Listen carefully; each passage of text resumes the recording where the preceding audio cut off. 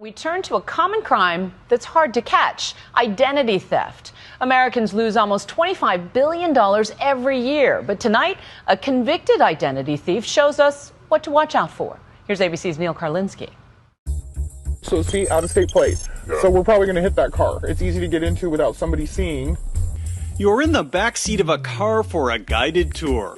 Those work vans, not only are they easy to get into, but they're easy to steal. With a convicted identity thief. We had like full-on credit cards to bill companies. She's spilling her devious and devastating secrets. And that Chevy, because look at it, it's probably got a ton of stuff in it. Did you tell me you had a pile of purses? I have a bunch of wallets. Alice, not her real name, has agreed to drive around with Doug Shadell. I don't know how people sleep at night doing this kind of thing. A longtime fraud investigator now with the AARP. Here we have any kind of fraud scam you can possibly imagine. After years chasing identity thieves and con artists, he decided to do something it seemed no one else had tried, asking the convicted bad guys themselves to show him how they do it. To his surprise, many love to talk.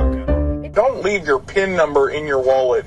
She knew where all the places were to go, how long they were going to be gone, the easiest car to break into. They stole $900,000 in the last 3-month run that she was doing. Wow. She had a little group of people, one guy who could make IDs, another guy who knew how to swipe all the laptops and put them up on the cloud. It was quite a little posse of ID thieves. And it is a maddening problem affecting more than 16 million Americans every year to the tune of $24.7 billion.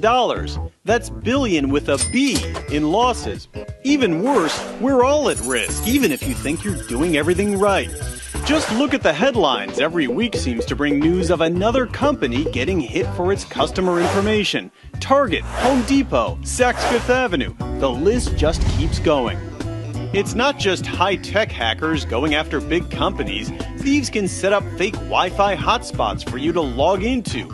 Or there are skimmers who just surreptitiously swipe your card on a card reader like this guy caught at a fast food drive-thru. Identity theft is the biggest property crime in the United States, and it is high-tech, low-tech, no-tech.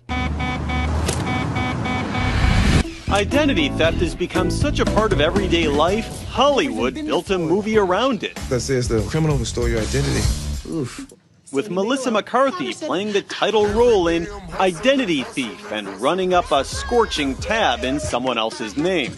Not even sure where to even start. It's a lot less funny in real life. The day the movie came out, Amy Krebs discovered she was a victim. I will never forget that feeling. You're looking at your credit report.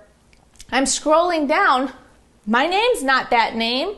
I don't live at that address. I don't work at those employers. I don't have accounts at these companies. The battle she has waged to reclaim her name, her good credit, everything now covers her dining room table. Utility companies were very popular. We have stores where goods were purchased online.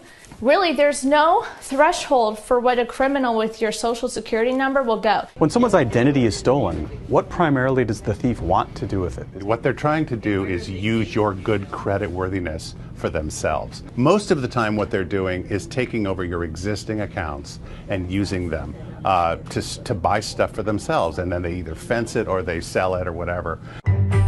In the case of our thief, Alice, some of her favorite targets, simple stuff, often right out in the open, just sitting on a car seat. Yeah. And backpacks, oh my God, the backpack is like, come break my car window.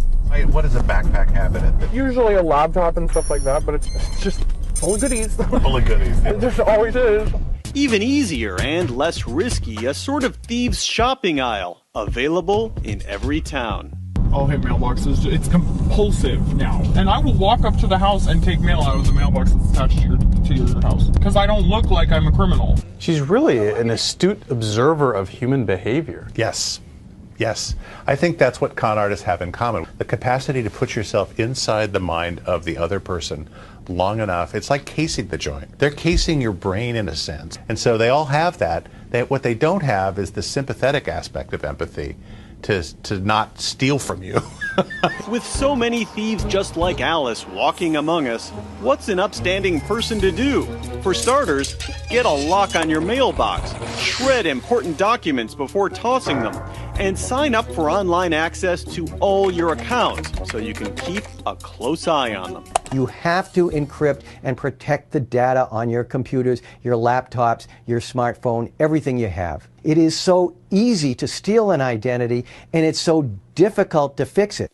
Amy says she doesn't know how she became a target for an identity thief, but she filed a police report, and the cops actually caught a suspect who lived nearby and who later pleaded guilty. But fixing all the damage is still a work in progress. I have yet to pull my credit reports and not see some fraudulent activity on them. You have to prove to them you are who you say you are to a greater extent than the criminal ever had to do to be given goods and services. There's an old saying, know thy enemy. Doug Shadell thought he knew his until he spent some time driving around with one. You learned new tips driving around with her. Absolutely. Oh, there's no question about it. I've changed my own behavior. I'm Neil Karlinski for Nightline in Seattle.